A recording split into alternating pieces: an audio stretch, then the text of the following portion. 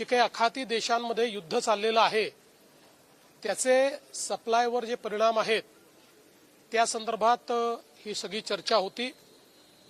जवळजवळ सगळ्याच राज्यांच्या मुख्यमंत्र्यांनी माननीय प्रधानमंत्री महोदयांचं कौतुक केलं, त्यांचे आभार मानले की ज्या प्रकारे आपल्याकडे सप्लायचा कमीत कमी डिस्रप्शन हे झालेलं आहे, विशेषतः पेट्रोल डिझेल हे सातत्याने आपल्याकडे मिळतं आहे, त्याची किंमत वाढू नये म्हणून केंद्र सरकारने स्वतः 10 रुपयाचा शॉक ॲब्झॉर्ब केलाय। डोमेस्टिक गॅसमध्ये घरगुती गॅस सगळ्यांना प्राप्त होतोय। कालपासनं कमर्शियल गॅसही 70% पर्यंत आता त्याची कॅपॅसिटी वाढवलेली आहे।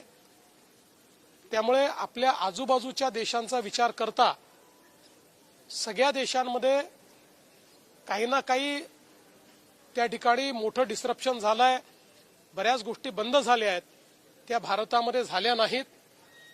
माननीय प्रधानमंत्री महोदयांनी देखील या संदर्भातली लॉंग टर्म स्ट्रॅटेजी सांगितली आणि विशेषतः 2 गोष्टी या त्यांनी सांगितल्या की जाणीवपूर्वक काही लोक आपल्या देशामध्ये संभ्रम पसरवत आहेत, तो संभ्रम पसरू देऊ नये, लॉकडाऊन लागेल वगैरे असल्या गोष्टी सांगितल्या जात आहेत।